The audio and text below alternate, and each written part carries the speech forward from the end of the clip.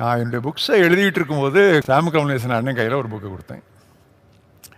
அண்ணே, நான் உங்களுக்கு புக்ஸ் எல்லாம் அனுப்புகிறேன், நீங்கள் ஒன்றுமே கமெண்ட் அடிக்க மாட்டேங்கிறீங்களேன்னு. என்ன தம்பி சொல்லுங்கள் அப்படின்னு.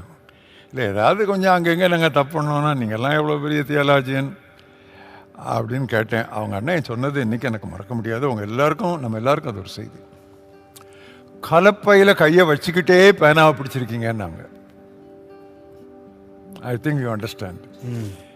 You are holding your pen in your fingers by keeping your hands on the plough அப்படின்னாங்க. அது என்ன அர்த்தம்னா, you are not a தியரிட்டிஷியன்.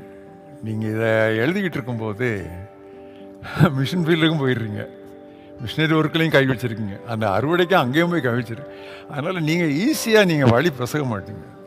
So நான் கண்டுபிடிச்சது mission work, soul winning, evangelism, இதில் தீவிரமாக இருக்கிற எவரும் வழி விலகி போவது கடினம்.